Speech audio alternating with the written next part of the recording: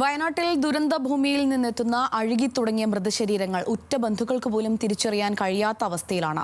ഈ മൃതദേഹങ്ങളും ശരീരഭാഗങ്ങളും മണ്ണും ചെളിയും കഴുകി വൃത്തിയാക്കി ബന്ധുക്കൾക്ക് തിരിച്ചറിയാൻ ഒരുക്കുന്നവരെ ഞങ്ങൾ നേരിട്ട് കണ്ടു.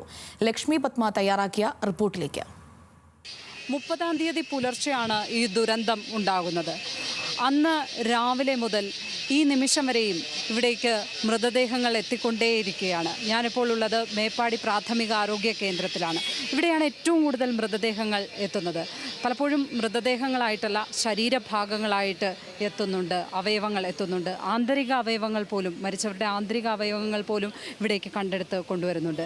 ഈ മൃതദേഹങ്ങളും മൃതദേഹ ഭാഗങ്ങളും അവയവങ്ങളുമൊക്കെ ബന്ധുക്കൾക്കായി, ഉറ്റവർക്കായി തിരിച്ചറിയാൻ വയ്ക്കുന്നത് അവ മണ്ണിൽ പൂണ്ടുകിടക്കുന്നവയാണ്. അവ കഴുകി വൃത്തിയാക്കിയ ശേഷമാണ്. ഇപ്പോൾ ഈ ഘട്ടത്തിലൊക്കെ എത്തിയപ്പോൾ പലപ്പോഴും ബന്ധുക്കൾക്ക് പോലും തിരിച്ചറിയാൻ കഴിയാത്ത നിലയിൽ ചീഞ്ഞളിഞ്ഞിട്ടുണ്ട് മൃതദേഹങ്ങൾ. ആ മൃതദേഹങ്ങളാണ് മണ്ണ് മാറ്റി, ചെളി മാറ്റി ഇവിടെ വൃത്തിയാക്കി ഇങ്ങനെ ബന്ധുക്കൾക്ക് മുന്നിൽ തിരിച്ചറിയാനായി വയ്ക്കുന്നത്. ആ ജോലി ചെയ്യുന്നത് ആരാണ് എന്ന് സ്വാഭാവികമായും എല്ലാവർക്കും ഒരു ആകാംക്ഷയുണ്ടാകും. ഒരു പക്ഷേ പോസ്റ്റ്മോർട്ടം എല്ലാം ചെയ്യുന്നത് ഡോക്ടർമാരാണ്, പോസ്റ്റ്മോർട്ടം ചെയ്യുന്നത് ഡോക്ടർമാർ തന്നെയാണ്. അത് അവർ വൈദ്യശാസ്ത്രം പഠിച്ചവരാണ്. അത്തരം കാര്യങ്ങളിൽ കൂടി അവരുടെ പഠനകാലത്ത് അല്ലെങ്കിൽ ജോലിയിലൊക്കെ കടന്നു വന്ന മനുഷ്യരാണ്. പക്ഷേ ഈ ജോലി ചെയ്യുന്നത് അവർക്ക് മുൻ പരിചയമൊന്നും ഇങ്ങനെ കാര്യങ്ങൾ ചെയ്ത് പരിചയമില്ലാത്ത ആളുകളാണ് ഈ മൃതദേഹം വൃത്തിയാക്കുന്ന ജോലിയിലൊക്കെ ഏർപ്പെട്ടിരിക്കുന്നത്.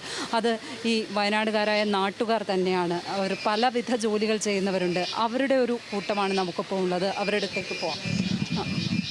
പേരെന്താ ചേട്ടാ? മുനീർ, അൻവർ, മൊയ്തുട്ടി, അഷ്റഫ്, ഷബീർ അലി, വയനാട്, മുഹമ്മദ് അൻസിൽ, സലാം കൊടുങ്ങല്ലൂർ, ഫസൽ കൊടുങ്ങല്ലൂർ, അനസ് ആലപ്പുഴ, ഫാസിൽ ആലപ്പുഴ, സുബൈർ ആലപ്പുഴ, ബർക്കത്തുള്ള ആലപ്പുഴ, വാഹിദ് കായംകുളം, നിസാർ കൊടുങ്ങല്ലൂർ, തൃശ്ശൂർ, മുഹമ്മദ് ആലപ്പുഴ.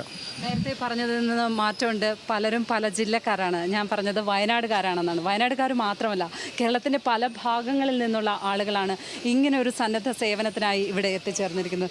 തീർച്ചയായും ഒരു ഭയങ്കര ബുദ്ധിമുട്ടുണ്ടാക്കുന്ന കാഴ്ചയാണ് നിങ്ങൾക്ക് കാണേണ്ടി വരുന്നത്. അതിനെയൊക്കെ നേരിടുന്നത് എങ്ങനെയാണ്? ഇത്തരം സാഹചര്യങ്ങളിൽ നമ്മളത് നേരിടാൻ തയ്യാറാവുക എന്നുള്ളതാണ്.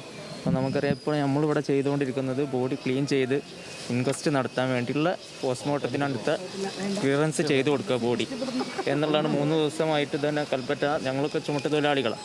കൽപ്പറ്റയും അതിന് വയനാട് ജില്ലേൻ്റെ നാനാഭാഗത്തുള്ള ചുമട്ടുതൊഴിലാളികളും സന്നദ്ധ പ്രവർത്തകരൊക്കെയാണ് ഇവിടെ ഉള്ളത്. ഇവിടെ മനസ്പ്രയാസം ഉണ്ടായിട്ട് കാര്യമല്ല. നമുക്ക് സംഭവിക്കാനുള്ളത് അത് പ്രകൃതി അത് നമുക്ക് തന്നു. അത് വേണ്ട പോലെ ഉപയോഗിച്ച് ബന്ധപ്പെട്ട ആളുകൾക്ക് ബോഡിയെല്ലാം വൃത്തിയാക്കി കൊടുക്കുന്ന ജോലിയാണ് നമ്മളിപ്പോൾ ഇവിടെ ചെയ്തുകൊണ്ടിരിക്കുന്നത്. എങ്ങനെയാണ് ഇത് ചെയ്യുമ്പോൾ ഒരു മാനസികാവസ്ഥ എന്താണ്? നമ്മൾ ഈ സംഭവം നടന്ന അന്ന് രാവിലെ ഇതിനകത്ത് കയറിയതാണ്.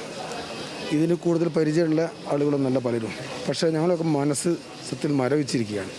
കാരണം ഒരു അത്രയും മാനസികമായ പ്രയാസമാണ്. ഇതൊരു വലിയ സേവനമായി ഇതിന് വലിയ പ്രതിഫലം പ്രതീക്ഷിച്ചുകൊണ്ട് തന്നെയാണ്. ഞങ്ങൾക്കൊരു പ്രയാസം ഒന്നും ഈ വിഷയത്തിലില്ല. സാധിക്കില്ലല്ലോ. നമുക്ക് നമ്മളൊരു മനക്കെട്ടി നമ്മളിത് ചെയ്യാൻ തയ്യാറായതാണ്. കാരണം അങ്ങനത്തെ ഒരു അവസ്ഥയിലാണ് ബോഡികളൊക്കെ വരുന്നത്. ബോഡി വരുന്നതൊക്കെ നമുക്ക് പുറത്ത് പറയാൻ പറ്റാത്ത അങ്ങനത്തെ ഒരു അവസ്ഥയിലാണ് ഇന്നും ഇന്നലെയൊക്കെ ആയിട്ട് വന്നിട്ടുള്ളത്. അത് നമ്മളൊരു ധൈര്യം വെച്ചിട്ട് നമ്മളെ കൊണ്ട് പറ്റുന്ന രീതിയിൽ ബോഡി ക്ലീൻ ആക്കിയിട്ട് നല്ല വൃത്തിയാക്കിയിട്ട് അവർക്ക് ഏൽപ്പിക്കുകയാണ് നമ്മൾ ചെയ്യുന്നത്. എന്താ വെച്ചാൽ കുറേ പാർട്സ് ആയിട്ടും വരുന്നുണ്ട്, കുറേ പാർട്സ് അല്ലാണ്ടും വരുന്നുണ്ട്. കാണുമ്പോൾ തന്നെ നമുക്കൊരു സങ്കടവും കാര്യങ്ങളുണ്ട്. നമ്മളൊക്കെ കൂടപ്പറപ്പുകളാണ് ആ മണ്ണിലില്ലെന്നും ഇല്ലത്. എന്താ വെച്ചാൽ എല്ലാവരും കൂടപ്പറപ്പ്, നമ്മളെല്ലാം ഒറ്റ ഒരു രഥമാണ് ഇല്ലത് ഇപ്പോഴും മണ്ണിലില്ലത്. ഇപ്പം തന്നെ അറിയാൻ നല്ല സ്മെല്ലാണ്. 4 ദിവസം കഴിഞ്ഞു. എന്നാലും ഒരു മടിയും കൂടാതെ ആ അപകടത്തിൽപ്പെട്ട് നമ്മുടെ സ്വന്തം സഹോദരന്മാരാണെന്നുള്ള ബോധത്തോടെ തന്നെയാണ് എല്ലാ ഡോട്ട് ബോഡിയും നമ്മൾ പെരുമാറുന്നത്. മുൻപരിചയം വല്ലതും ഉണ്ടോ ഇത് ചെയ്യുന്നത്? ചെറുതായിട്ട് ഒക്കെ എന്ന് പറഞ്ഞാൽ സിംഗിളായിട്ട് പിന്നെ പുഴയിൽ വീണത് അങ്ങനെയൊക്കെ ചെയ്തിട്ടുണ്ട്. ഇതിന് മുമ്പ് ഒരു 8 വർഷം മുമ്പ് ഒക്കെ ഇതിനൊക്കെ ചെയ്തിട്ടുണ്ട്. ഇപ്പം ഞങ്ങൾ ഇപ്പം ചെയ്യാൻ ഇറങ്ങിയെന്ന് പറഞ്ഞാൽ ഇത്രയും വലിയൊരു ദുരന്തമാണ്. പിന്നെ ഒരു മനുഷ്യനല്ലേ സഹായിക്കാൻ കഴിയുള്ളൂ. ഈ ഇങ്ങനെയുള്ള അവസരങ്ങളിലാണ് നമുക്ക് ഒരു മനുഷ്യന് വേണ്ടി എന്തെങ്കിലും ചെയ്യാൻ കഴിയുക, അല്ലെങ്കിൽ സമൂഹത്തിന് വേണ്ടി എന്തെങ്കിലും ചെയ്യാൻ കഴിയുക. ഇനി ഇങ്ങനെയൊന്നും സംഭവിക്കാതിരിക്കട്ടെ. ഏത് ദുരന്തം വന്നാലും അതുമായിട്ട് സഹകരിച്ച് മുന്നോട്ട് പോകാൻ തന്നെയാണ് ഞങ്ങൾ തീരുമാനിച്ചിട്ടുള്ളത്. ഈ സന്നദ്ധ സേവനത്തിന് സ്ത്രീകളുമുണ്ട് എന്നുള്ളതാണ് ഏറ്റവും ശ്രദ്ധേയമായ കാര്യം. നമുക്കിപ്പം ചേച്ചിയുടെ പേരെന്താ? എൻ്റെ പേര് ഷാജിമു. അപ്പോൾ സമാനതകളില്ലാത്ത ഒരു സന്ദർഭമാണ് നമുക്കിവിടെ കാണാൻ പറ്റുന്നത്. ഉറ്റവർ നഷ്ടപ്പെട്ട ഒരു കുടുംബത്തിൽ നിന്ന് തന്നെ 10-13 പേര് നഷ്ടപ്പെട്ട ഒരുപാട് ആളുകൾ, അവരുടെ മുഖത്തു നിന്നും ഒരു ചിരിയോ ഒരു ദയനീയമായിട്ടല്ലാണ്ട് നമുക്ക് അവരുടെ മുഖത്ത് നോക്കാൻ പറ്റുന്നില്ല. പിന്നെ മാത്രമല്ല, ഇനി അവർക്ക് ബോഡി കിട്ടാതിരിക്കുക, കിട്ടിയാൽ തന്നെ മുഴുവനായിട്ടും ശരീരത്തിൻ്റെ മുഴുവൻ ഭാഗവും കിട്ടാതിരിക്കുക, കൈ വേറെ, കാല് വേറെ, തലയില്ലാത്ത ബോഡികൾ, അങ്ങനെ ഒരുപാട് സംഭവങ്ങൾ. അപ്പോൾ അതിൻ്റെയൊക്കെ ഇങ്ങനെ ഈ ഒരു സംഭവം ഉണ്ടായി എന്ന് അറിഞ്ഞ അപ്പോൾ തന്നെ IRWൻ്റെ വോളണ്ടിയേഴ്സ് ആ സ്ഥലത്തെത്തുകയും ഏകദേശം 1000-ലധികം വോളണ്ടിയർമാർ, ട്രെയിൻഡ് ആയിട്ടുള്ള വോളണ്ടിയർമാരുണ്ട്.